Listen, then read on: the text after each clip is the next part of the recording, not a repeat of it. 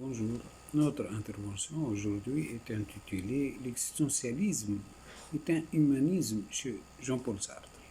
Jean-Paul Sartre est un philosophe français du XXe siècle, né en 1905 et décédé en 1980. Né à Paris, il passe une enfance heureuse avant d'intégrer le lycée Henri IV, puis Louis le Grand et enfin l'école normale supérieure. Il rencontre Simone de Beauvoir. Il obtient l'agrégation de philosophie et devient professeur dans un lycée de Harvard. Puis à Nailly, la gloire survient avec la publication de La Nausée. Après la guerre, sa renommée est considérable et l'existentialisme devient une philosophie à la mode. L'existentialisme est un humanisme publié en 1946. Cet ouvrage de Sartre cherche à préciser de manière pédagogique ce qui est l'existentialisme. Il s'agit de comptes rendus d'une conférence effectuée à Paris l'année précédente, 1945 donc. Ces textes facilement accessibles, souvent étudiés en classe de terminale, ne constituent pour Sartre qu'une simple introduction à sa pensée. Sartre expose le reproche que le courant philosophique dont il a été l'un des initiateurs, l'existentialisme, a suscité quiétisme, intitulé de l'action, pessimisme et individualisme. Pour répondre à ces objections, Sartre se propose de montrer que l'existentialisme est un humanisme.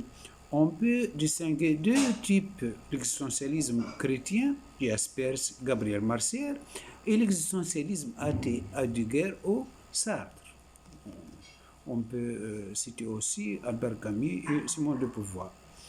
Le point commun de ces approches diverses est leur adhésion à l'idée selon laquelle l'être humain se définit par le fait que l'existence précède l'essence. Cela signifie qu'il n'y a pas de concept d'homme préétabli auquel je pourrais et je devrais me conformer. Je cite Sartre. Je suis libre de devenir ce que je veux choisir tout au long de ma vie ce que je serai. Et je peux à chaque instant devenir autre chose que ce que je suis à ce moment-là. L'homme n'est d'abord rien, il ne sera qu'ensuite. Et il sera tel qu'il sera fait. De là, le premier principe de l'existentialisme, l'homme n'est rien, est le suivant.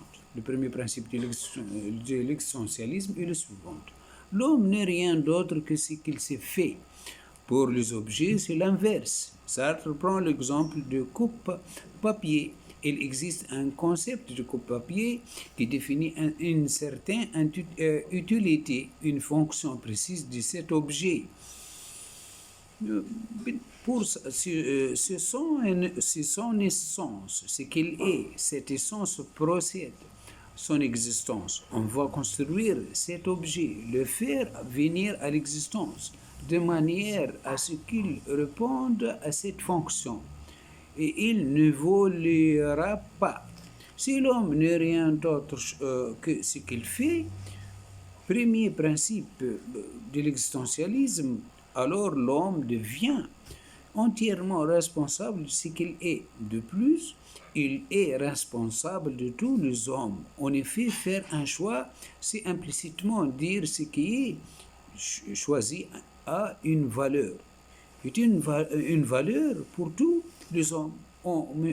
Mais choisissons, je choisis l'homme. Notre responsabilité est donc absolue dans l'existentialisme et un humanisme, ce qui engendre l'angoisse chez l'homme.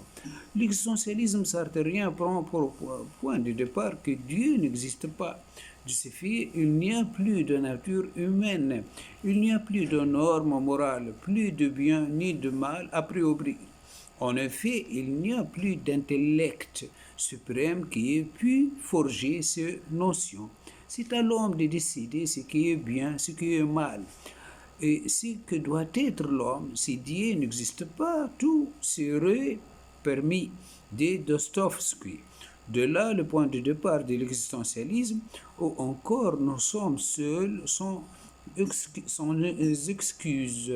Ce que, ce que, c'est ce que j'exprimais en disant que l'homme est condamné à être libre.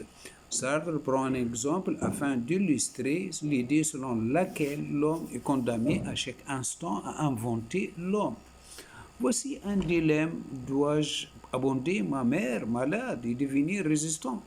Rien ne peut m'aider. Le moral chrétienne ou kantienne sont trop abstraites et trop vagues pour répondre à cela. La seule solution est de prendre une décision et d'en assumer la responsabilité. On voit alors pourquoi l'existentialisme n'est pas un quiétisme. Loin de paralyser l'action, je dois m'engager. L'homme n'a de réalité que dans son action. L'homme n'est rien d'autre que la somme de ses actes, de sa vie. C'est là une doctrine peu consolatrice envers l'homme qui a raté sa vie. Si j'ai raté ma vie, je suis responsable de cet échec. D'autre part, il n'y a pas de doctrine, mais moins pessimiste, puisque le destin de l'homme est en lui-même. C'est une conscience libre et, non une chose. Comme pour le matérialisme, qui est en fait un objet parmi les autres déterminé par l'économie. L'existentialisme n'est pas un individualisme, il part simplement de la vérité du cogito.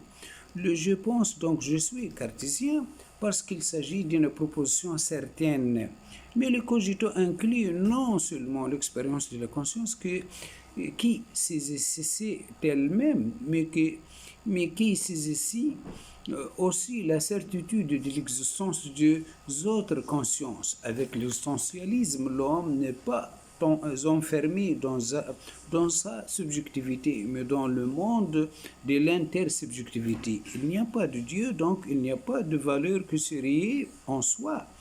Mais meilleur que d'autres, il n'y a que de valeurs que nous choisissons ou non, et nous avons en assumé les conséquences.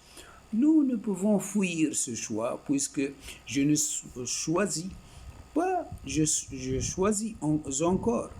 Il semble alors que nous ne pouvons pas juger les autres, déterminer quel projet est meilleur qu'un autre. Pour Sartre, si certes, chaque fois que l'homme choisit son engagement et son projet en toute sincérité et en toute lucidité, quel que soit par ailleurs ce projet, il est impossible donc préférer un autre. Néanmoins, on peut juger et condamner certains projets, non pas à partir d'un jugement de valeur, mais d'un jugement logique. Certains choix sont fondés sur l'erreur et d'autres sur la vérité.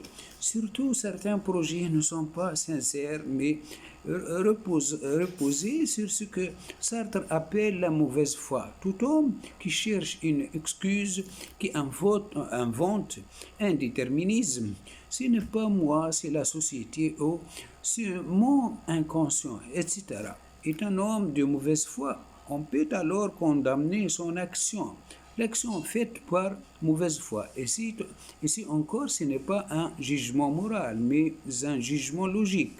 C'est une erreur de croire à une excuse. Enfin, je peux finalement porter un jugement moral sur certains projets. En effet, pour Sartre, la liberté ne peut avoir d'autre but que de se vouloir elle-même. Les actes des hommes de bonne foi ont comme ultime signification la recherche de la liberté en tant que telle.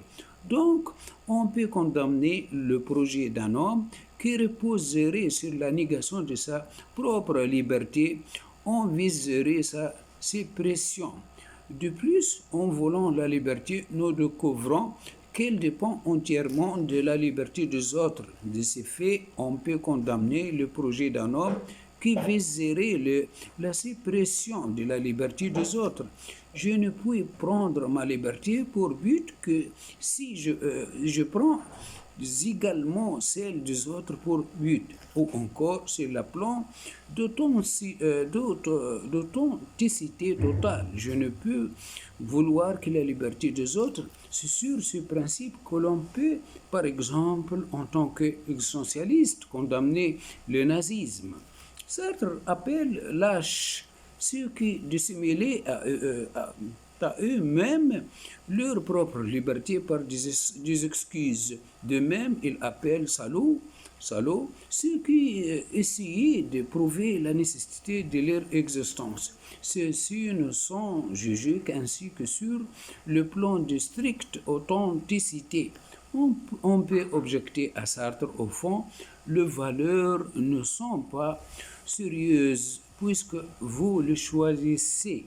C'est à quoi Sartre répond.